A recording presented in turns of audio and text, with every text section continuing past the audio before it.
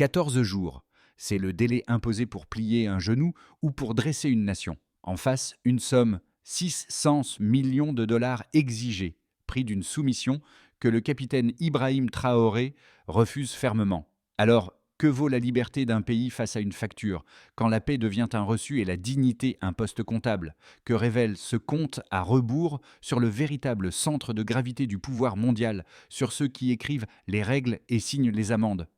Le sablier coule. À Ouagadougou, le silence se tend, puis gronde obstinément, longuement, aujourd'hui. Comprendre comment un ultimatum chiffré et daté devient instrument de pouvoir et test de souveraineté. Le texte source décrit une séquence où l'orateur affirme recevoir 14 jours pour se soumettre et 600 millions pour solder une faute contestée. Il oppose à ces chiffres une déclaration de refus.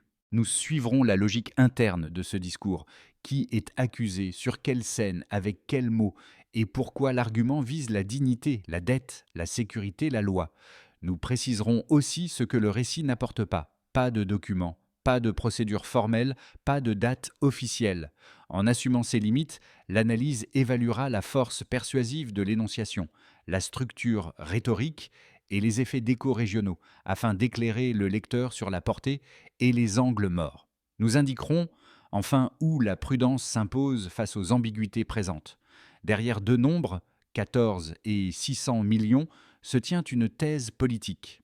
Ici, Ibrahim Traoré les place en miroir pour montrer comment un compte à rebours et une facture deviennent langage de contrainte. Le texte source campe une scène de tribune. Le locuteur dit ne pas ressentir la peur mais la clarté.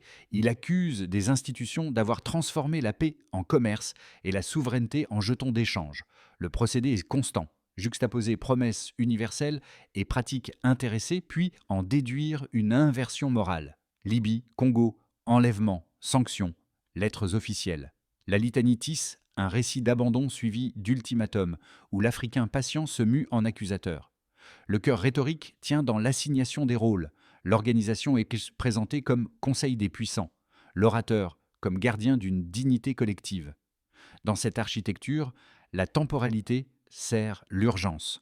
14 jours deviennent symboles, métronome, verdict, anticipé. Le texte refuse la personnalisation excessive, mais on peut menacer l'homme, pas l'idée. En filigrane, une promesse de coalition s'esquisse. Le pays ne sera pas seul, qui cherche à transformer l'isolement supposé en multiplicateur politique. Le dispositif de persuasion s'appuie sur 3 leviers. Premier levier, la mémoire de blessure. Guerre par procuration, richesse extraite, dette, elle alimente un sentiment de répétition. Lettres sans réponse, débats absents, indignation sélective. Paix devient business. Aide devient accès, neutralité devient intimidation.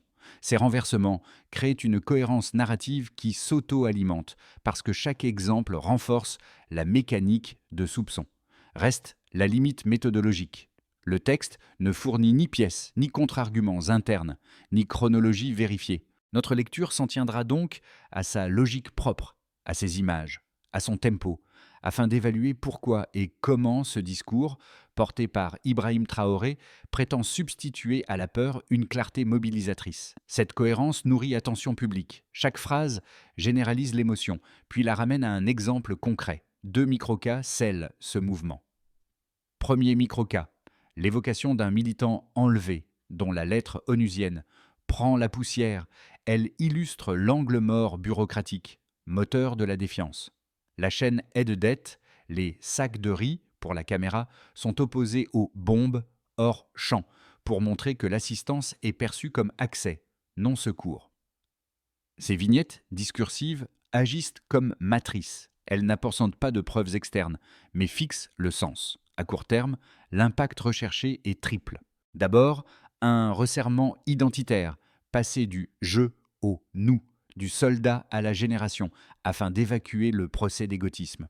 Ensuite, une réécriture des hiérarchies. L'organisation internationale n'est plus juge, mais l'ultimatum active la scène, cadencée par la répétition 14 jours. Le lecteur est invité à m'habiter cette cadence, à percevoir comment le battement du délai contamine, les perceptions intensifient les mots, alimente l'éventualité d'un bras de fer. Point cardinal ici, la valeur performative du refus. Dans le texte, dire non ne produit pas une solution. Cela crée un centre de gravité narratif autour duquel s'agrègent des solidarités potentielles, des peurs et une attente tendue.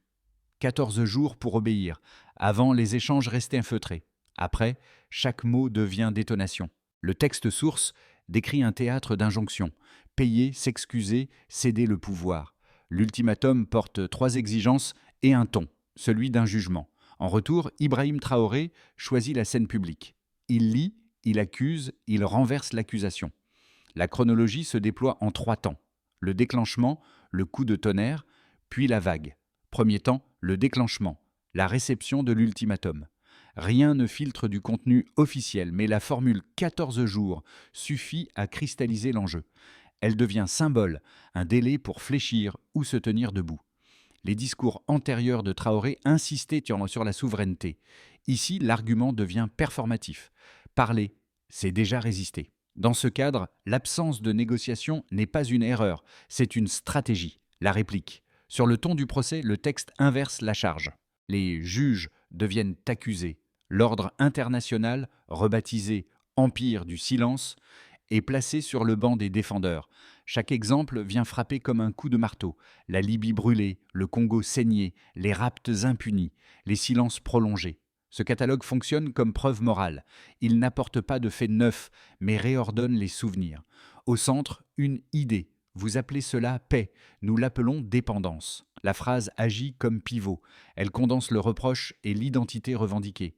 Le rythme se fait hacher, syncoper. Chaque verbe martèle, prendre, voler, imposer, menacer. De Burkina Faso à Mali, de Niger à tout le Sahel. La déclaration se mue en manifeste continental. Les formulés se répondent. Nous ne sommes pas seuls. L'Afrique se réveille. Cette propagation sert de paravent et de moteur. Plus le champ s'étend, plus l'ultimatum perd sa cible. Dans le récit, la peur devient preuve. Preuve que le rapport de force change de camp. Autour, les réactions demeurent implicites. Aucun communiqué officiel n'est cité. Le texte préfère les images. Une salle silencieuse, un microphone, un orage imminent. L'ambiance de tribune remplace le compte-rendu mais suffit à faire sentir la tension. La séquence se referme comme elle s'est ouverte. Sur le temps. 14 jours, répété 3 fois. La pulsion rythmique qui ramène chaque thème au centre.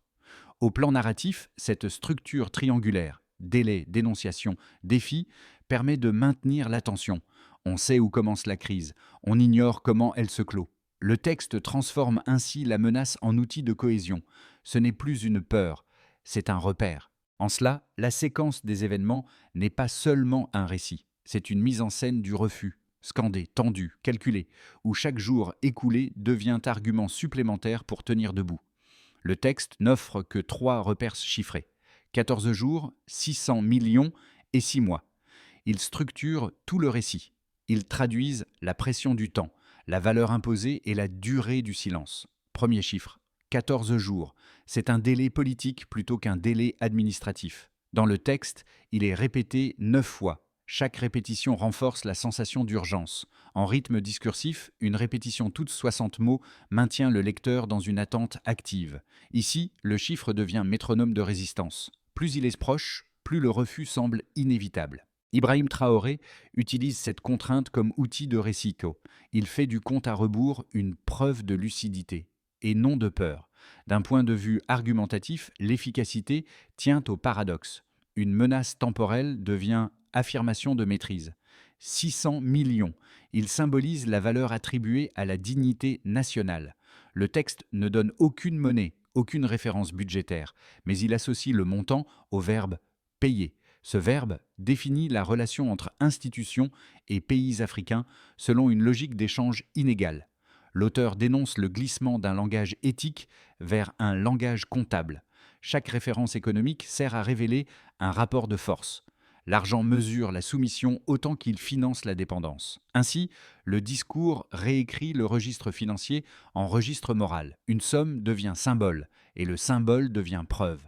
La force du chiffre réside dans sa fixité. Aucune révision, aucun brouillard de taux de change. Juste un nombre brut, blessant, incompressible. 6 mois. Il intervient dans le passage concernant l'affaire de Namdi Kanou. 6 mois plus tard, rien. Ici, Le temps n'est plus une menace mais une preuve de vide. L'expression mesure l'inertie institutionnelle autant qu'elle juge la hiérarchie des valeurs. Le silence de 6 mois équivaut à une non-réponse prolongée d'une organisation qui prétend agir vite ailleurs. L'écart entre l'urgence du délai imposé et la lenteur du délai réel sert d'argument moral. L'inégalité de vitesse révèle l'inégalité de considération. Ces 3 repères forment une grille simple: 14 jours, 600 millions, 6 mois. L'ordre du discours les transforme en mécanique symbolique où chaque donnée porte une charge affective.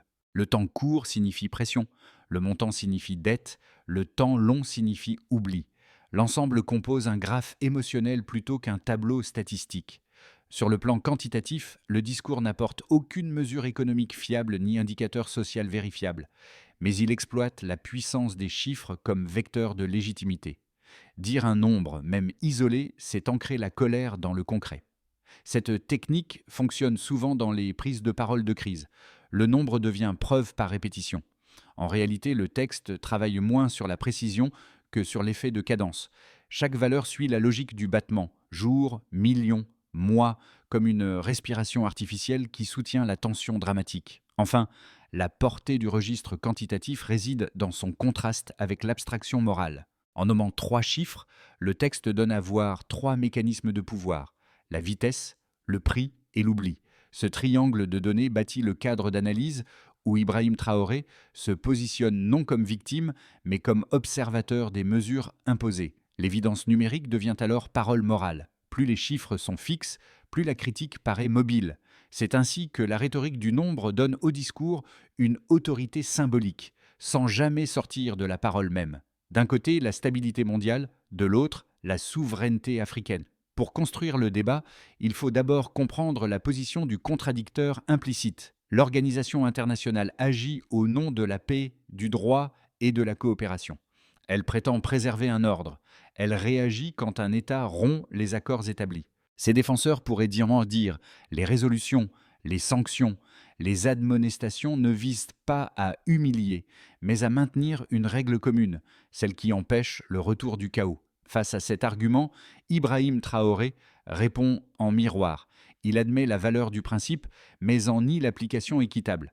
Si la paix devient commerce, dit-il, le droit perd son sens. Le texte ne réfute pas la légitimité des institutions. Il conteste leur usage sélectif. C'est ici que la construction Stillman prend forme: accorder à l'adversaire la rationalité de sa cause, puis démontrer la contradiction entre ses principes et ses actes. Le premier point de tension, la neutralité. Les organisations se disent impartiales. Le texte montre qu'elles se taisent selon l'identité des victimes. La rapidité. L'auteur compare la vitesse d'intervention quand les intérêts financiers sont en jeu et la lenteur quand il s'agit d'un activiste africain disparu. La cohérence morale. Celui qui vend des armes ne peut, selon le narrateur, imposer la paix. En rendant la logique adverse intelligible avant de la contester, le discours gagne en densité. Il ne crie pas seulement l'injustice, il l'expose méthodiquement. Chaque contre-argument s'appuie sur un contraste factuel, non sur l'invective. Ainsi, la stratégie rhétorique ne vise pas la rupture immédiate, mais la délégitimation progressive du discours dominant. Au terme de cette confrontation, la parole de Ibrahim Traoré s'élève moins contre des personnes que contre une architecture morale inégale. La méthode du Stillman renforce l'effet de sérieux. Celui qui comprend l'autre avant de s'opposer semble plus digne d'être entendu. Une phrase suffit. Ce n'est pas une rébellion. Cette ligne, placée au centre du texte, agit comme bascule. Jusqu'ici, le discours s'opposait. Désormais, il reformule. Ibrahim Traoré ne se présente plus en chef défiant, mais en témoin d'un basculement. Ce n'est pas la révolte d'un pays, c'est la renaissance d'un continent. De la colère vers la reconstruction. Ce passage reconfigure le sens du refus. Il ne s'agit plus de dire non à l'ordre existant, mais de dire oui à une nouvelle grammaire de la dignité. Le texte change de respiration. Phrase plus brève, ton plus calme, syntaxe affirmative. Chaque verbe indique création, organiser, éduquer, bâtir. Ce lexique positif transforme le défi en plan. Rhétoriquement, la manœuvre consolide la tension dramatique. La menace extérieure demeure, mais elle devient catalyseur. La parole cesse d'accuser, elle promet. Le public, tenu jusqu'ici dans l'attente d'une sanction, découvre une autre temporalité, celle d'un futur à construire. La révélation du milieu n'est pas spectaculaire, elle est fondatrice. Elle redonne souffle à la narration. Résistance et création ne s'excluent plus, elles se succèdent. Les effets du discours ne se mesurent pas en décrets, mais en vibrations. Dans le texte, les ondes se propagent par cercles, politiques, économiques, sociales, régionales. Chacun traduit une conséquence différente du même refus. Sur le plan politique, pour les États d'Afrique de l'Ouest, la déclaration marque une fracture. L'orateur nomme Mali et Niger, deux pays devenus partenaires de destin. La simple juxtaposition, Mali se tient avec nous, agit comme un acte diplomatique. L'impact immédiat n'est pas juridique, mais symbolique. L'idée d'une alliance qui s'invente hors des cadres existants. Le texte ne décrit ni traité ni date, mais il met en scène un mouvement d'unification par indignation. Dans cette configuration, Ibrahim Traoré devient un prisme. Son nom n'est plus celui d'un chef d'État, mais d'un signal. À travers lui, l'ultimatum adressé à un pays devient affaire de continent. Sur le plan économique, le refus d'obtempérer a un coût, même s'il n'est jamais chiffré. Le texte le suggère en opposant deux imaginaires, celui des dettes et celui des ressources. Ils prennent notre or. Ils parlent de stabilité. Deux phrases suffisent pour définir le déséquilibre. L'économie apparaît comme champ de bataille silencieux. Prêt, aide, sanction. La rhétorique de la dépendance traverse tout le discours. La monnaie est contrainte, l'aide est piège, le marché est cage. Le propos ne vise pas la statistique, mais la perception, transformer le commerce en métaphore d'asservissement. En cela, le coût devient double, matériel et moral. Du point de vue social, la réaction intérieure décrite n'est pas une émeute, mais un éveil. Le texte répète, le silence se brise, la patience s'épuise. Ces formules condensent un basculement mental. La peur change de camp. L'auteur ne parle pas de foule dans la rue, mais de conscience partagée, salle de classe, marché, champ. La narration fait du peuple un cœur. Chaque voix devient preuve de cohésion. Ce passage transforme l'abstraction politique en émotion commune. L'effet visé, produire un sentiment d'appartenance, non une injonction à la révolte. Enfin, à l'échelle régionale, à l'échelle du Sahel, le discours agit comme révélateur. Il nomme les menaces, ultimatums, sanctions, ingérences, et les traduit en repères collectifs. En filigrane, une nouvelle carte morale se dessine. Ceux qui menacent et ceux qui résistent. Cette opposition, simple mais efficace, redéfinit les alliances possibles. Le texte souligne ce combat n'oppose pas un pays au monde, mais la vérité au mensonge. La géopolitique devient morale, la frontière devient conceptuelle. Au total, ces quatre plans dessinent l'impact complet du récit. La conséquence la plus durable n'est peut-être ni économique ni diplomatique, c'est la mutation du vocabulaire. Là où l'on disait aide, on dit souveraineté. Là où l'on disait stabilité, on dit dignité. Ce déplacement sémantique, amorcé par Ibrahim Traoré, constitue le véritable effet du texte. Transformer la langue de la dépendance en lexique d'affirmation. Le discours laisse ouvertes trois issues possibles. Aucune n'est décrite, mais toutes se déduisent du ton, du temps et du silence environnant. Base. Si l'ultimatum s'éteint dans l'indifférence, alors la parole de refus deviendra routine. L'organisation internationale publiera une note, la presse évoquera une tension, puis passera à autre chose. Le pays restera sous observation, sans blocus, sans reconnaissance, dans une zone grise. Ni sanction formelle, ni ouverture de dialogue. La fatigue médiatique jouerait le rôle de soupape. La tension s'userait, non se résoudrait. Optimiste. Si le discours de Ibrahim Traoré trouve relais auprès d'autres gouvernements africains, alors l'ultimatum changera de nature. De sommation isolée, il deviendra catalyseur d'un front politique. Dans cette hypothèse, la critique se transformerait en plateforme. Un forum continental réclamant réforme, des mécanismes d'aide, révision du rôle des casques bleus, transparence sur les dettes. Le texte évoque déjà cette coalition potentielle. Le Mali se tient avec nous, le Niger se tient avec nous. Ce conditionnel suppose un effet domino contrôlé. Plus la solidarité croît, plus la menace perd en force. Le risque, alors, serait diplomatique. Fracture avec les partenaires traditionnels, redistribution des alliances, mais aussi émergence d'une voie régionale cohérente. Pessimiste. Si la confrontation s'envenime, alors la parole deviendra prétexte à isolement. L'absence de médiation, la rhétorique de défi et la pression financière pourraient se combiner pour produire une spirale de représailles. Dans ce cas, l'appel à la dignité se heurterait à la réelle politique. Suspension d'aide, sanctions économiques, campagne de disqualification. Le discours aurait nourri une fierté interne, mais au prix d'un rétrécissement extérieur.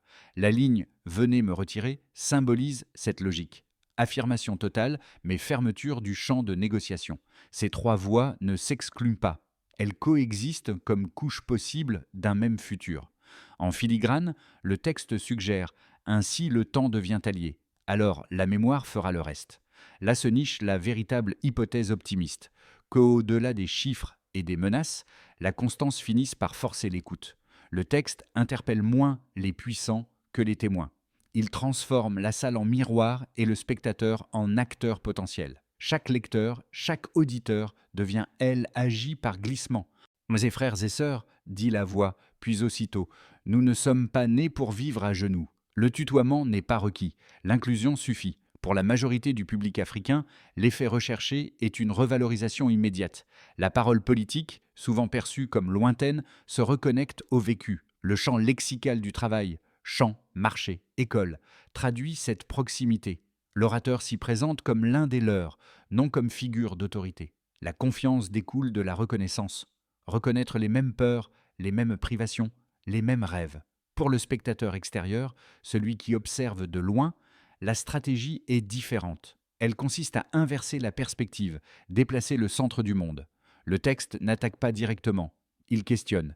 Quand les Africains se lèvent, où regardez-vous ? Cette phrase force l'écoute.